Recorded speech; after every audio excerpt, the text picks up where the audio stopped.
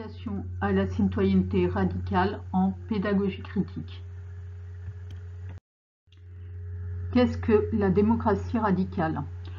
Donc en philosophie politique contemporaine, on peut opposer deux courants. Le courant libéral, qui définit la démocratie à partir d'une conception délibérative. On peut prendre l'exemple du philosophe Jürgen Habermas avec l'éthique de la discussion. Donc là, l'objectif, c'est de viser le consensus. Et dans cette conception de la démocratie, elle passe soit par des instances représentatives, voire par des instances participatives. À cette conception de la démocratie dite libérale, on peut opposer la conception radicale de la démocratie. Cette conception est agonistique, elle s'appuie sur le dissensus. On peut, par exemple, prendre le cas du philosophe Jacques Rancière, qui définit effectivement la démocratie par le dissensus. Qu'est-ce que la citoyenneté radicale? Donc, comme on l'a vu, on a opposé deux conceptions de la démocratie libérale et la démocratie radicale. À partir de là, on peut définir une autre conception de la citoyenneté, une conception qui va amener à l'éducation à la citoyenneté radicale.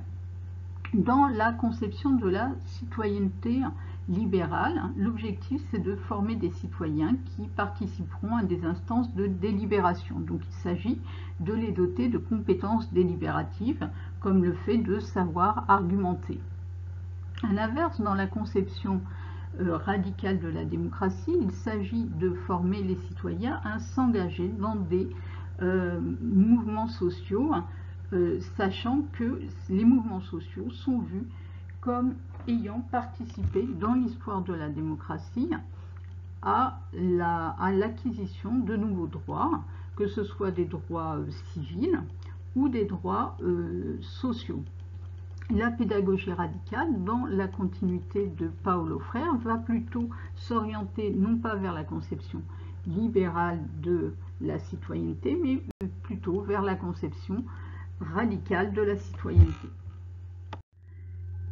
La pédagogie critique ou radicale va donc accorder une importance tout à fait particulière aux mouvements sociaux et à l'histoire des mouvements sociaux.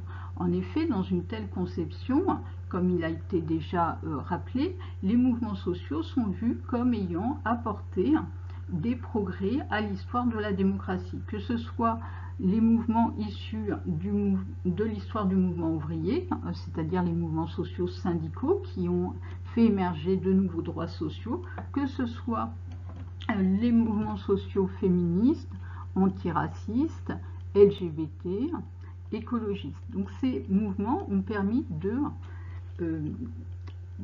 amener davantage de droits dans les démocraties libérales, et cela permet de voir qu'il y a une autre conception que la conception libérale de la démocratie, une conception radicale qui s'appuie sur une participation politique non conventionnelle. Et on peut remarquer d'ailleurs que les démocraties contemporaines vont considérer que le droit de grève, le droit de manifestation, le droit de pétition font partie des droits qui caractérisent une démocratie. Donc à partir de cette conception qui est la conception de la démocratie radicale, on peut voir que cela va amener à théoriser une certaine attitude du citoyen dans la démocratie et de la société civile qu'on peut qualifier de résistance civile, en s'appuyant par exemple sur Frédéric Gros et son ouvrage « Désobéir ». Donc la résistance civile va justement caractériser l'attitude des citoyens lorsque collectivement ils font irruption dans la démocratie avec des formes d'action politique non conventionnelles, de manière à pouvoir élargir les droits à un moment donné de l'histoire, ou au contraire à défendre des droits qui sont menacés, que ce soit des droits humains ou des droits sociaux. Dans la continuité de cette idée de démocratie radicale et de résistance civile, on peut constater que la philosophie politique contemporaine a accordé une place tout à fait significative à la notion de désobéissance civile. On peut effectivement remarquer qu'un certain nombre d'auteurs contemporains, tels que Sandra Logier, Manuel Cervera ou Oria Bentuanami, ont consacré des travaux récents à la notion de la désobéissance civile en démocratie.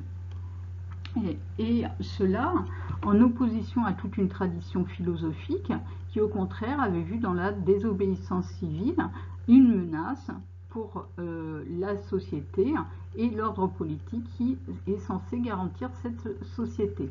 Au contraire, des travaux récents, comme ceux de Sandra Logier et Albert Augien dans Désobéir en démocratie, ont souligné l'apport des mouvements de désobéissance civile à la démocratie, permettant ainsi de mettre en lumière l'existence de cette citoyenneté radicale. Parmi les notions tout à fait caractéristiques de l'histoire des mouvements sociaux du XXe siècle, il faut faire une place à la notion de non-violence ou de désobéissance non-violente.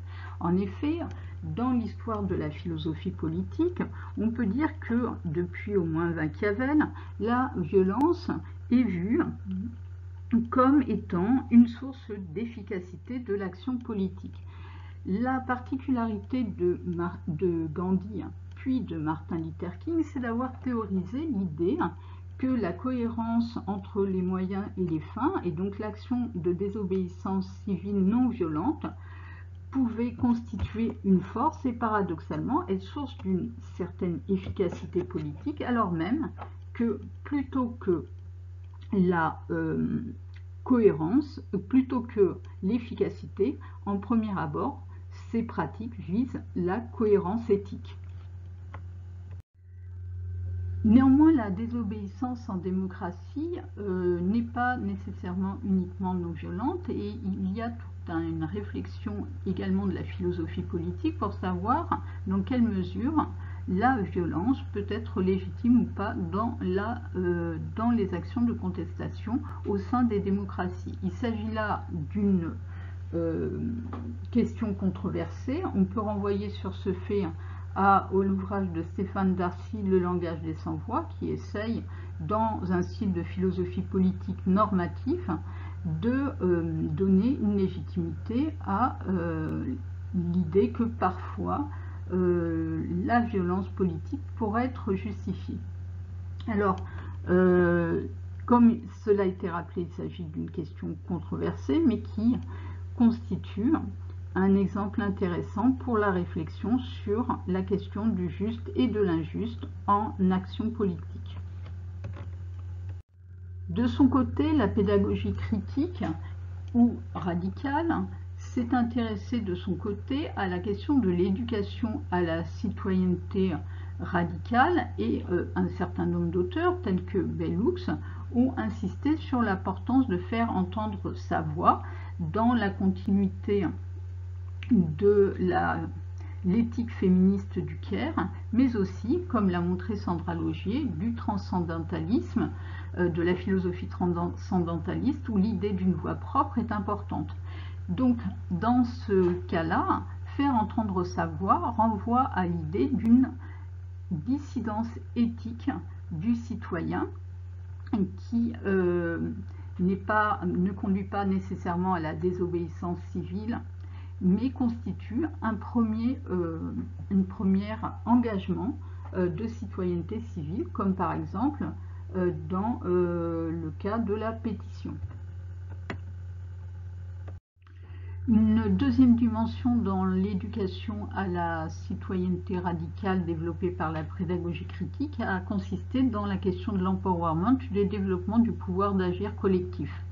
Cette question est par exemple abordée par Paulo Freire dans Pédagogie des opprimés, où il énonce comment il s'agit de remettre en question la conscience fataliste pour que les opprimés prennent conscience que la société et les injustices sociales sont transformables et qu'il est possible par une réflexion collective, de élaborer ce qu'il appelle des inédits possibles et par l'action collective de faire de ces inédits possibles des inédits viables.